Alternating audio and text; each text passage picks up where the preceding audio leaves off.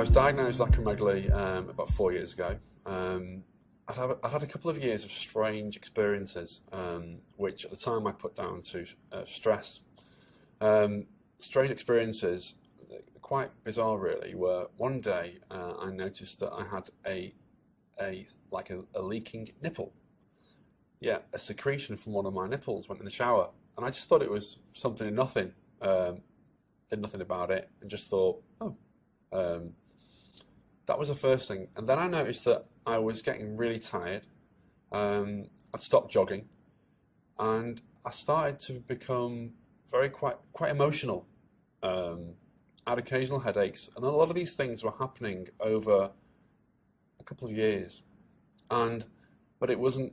It was very much a case of things seemed to be happening quite slowly, but I was changing as a person, but at the time I didn't know it. Also physically, I noticed that my face was changing very slowly, that my dentist was saying that my teeth alignment was changing, but my dentist didn't raise it as a concern, just said I was a big lad. But there was lots of different things that were happening, but I couldn't understand what it was. I'd been to see my GP, and he thought I was suffering from depression, but as a strong guy who's always worked hard and dealt with different situations, I was like, nah, I've not got depression or stress. Just a lot of different things that happened which were unexplained. And then came the day where one day I started getting quite bad headaches, and I realised there is really something not right here.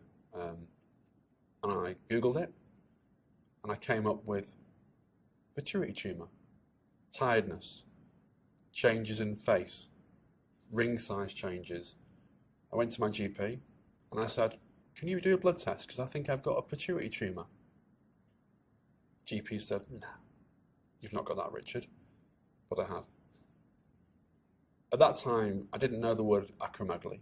I just knew that I might have a pituitary tumour.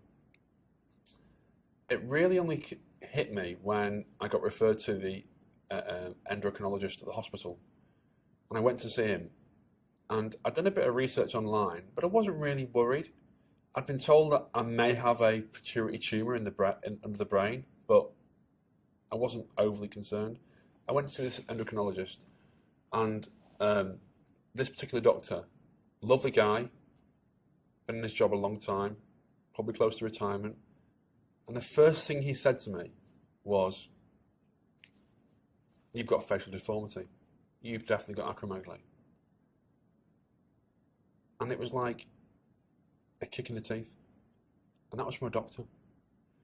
And from that moment on, that probably incorrectly worded, bad timing comment from the GP made me really conscious that I had a disorder. But looking back, it shouldn't have had that effect. He shouldn't have said it. But at that point of him telling me, you've definitely got acromegaly, and then reading my results from an MRI and saying I had a macroadenoma tumour on my pituitary gland, I entered into a really dark period because I suddenly started focusing on the fact I've got a tumour in my, on my pituitary gland. It's in my head. Lots of worries, lots of what's going to happen, what's my future going to look like, and a lot of things. I started to get carried away with things. Luckily, I had family and friends around me to keep me trying to keep me grounded, but it was a difficult time, and because there wasn't much information out there, I found that I was overthinking everything, and you really don't need to.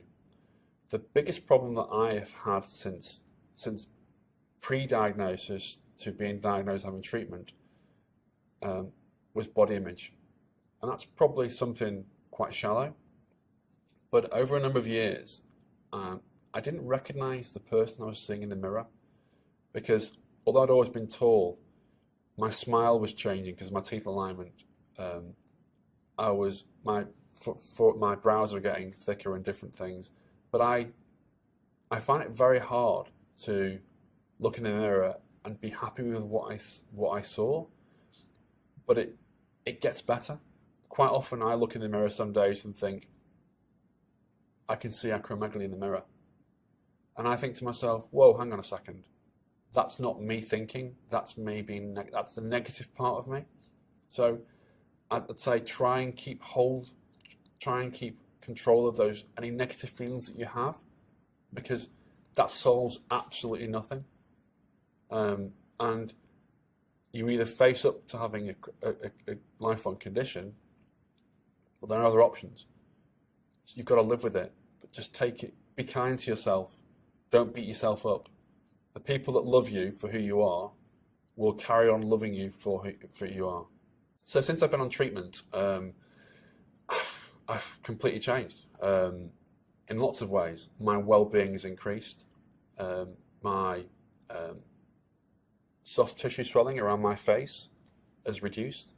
I've got more energy.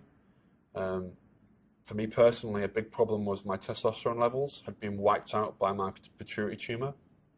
But I started having testosterone therapy, and had normal functions resumed.